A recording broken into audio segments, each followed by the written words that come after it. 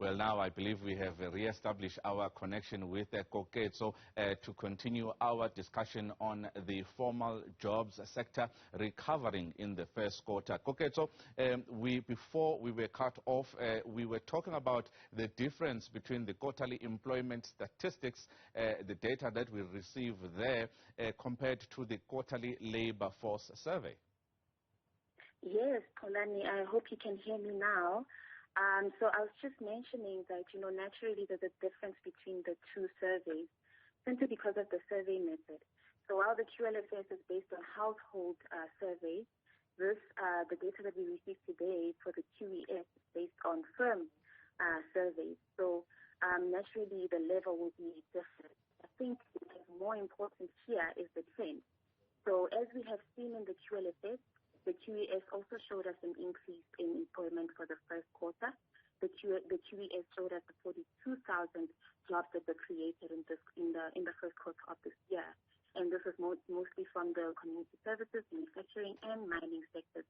The other thing to pick up is, while we see this improvement or ongoing recovery in employment, we do remain below where we were in 2019 and 2020. When you look at the level that we are at now versus that time. So, for example, employment is lower by 127,000 jobs, or 1.2% compared to the first quarter of 2019, and by over 200,000, or 2% compared to the first quarter of 2020 in both the service parameters.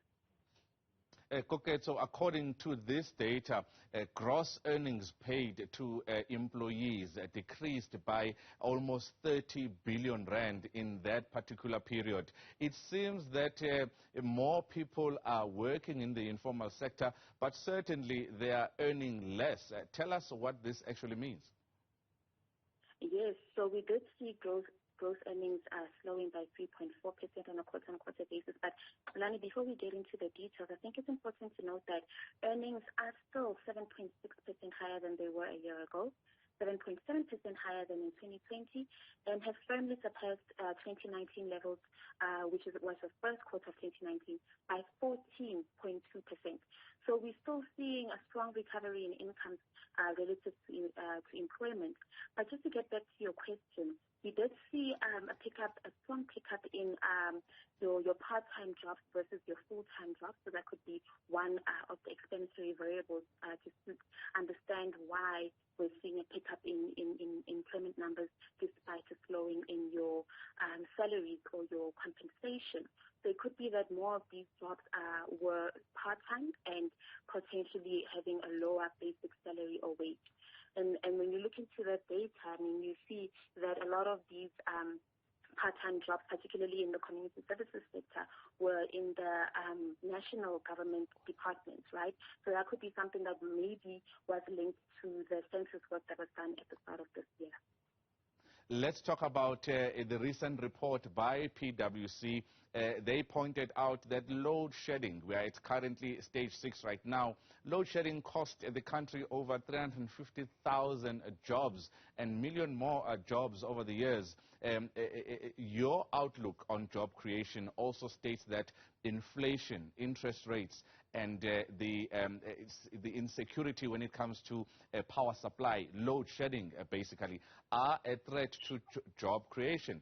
Tell us more about that. Yes. So naturally, when you think about it, load shedding, does cost us in terms of output or production in the economy. And as a result of that, you should see job losses. There's research that has been done that shows that load shedding can cost the real economy up to 500 million rand a day.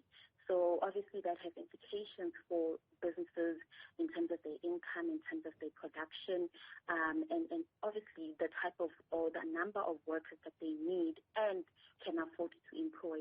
Obviously this number would be limited by the availability of generators, for example, and the flexibility provided by businesses knowing when exactly they'll be load shed. But I think here there's certainly a confidence cost that comes with this. And also if you think about people that are working from home, there are productivity losses that should also be experienced. So overall, lower output or production has implications for business incomes and the need and ability to hire people. people. Koketso, thank you very much for your time. Koketso Mano is an economist at FNB, telling us that the load shedding that we are experiencing is costing the economy, according to a litany of research out there, R500 million a day.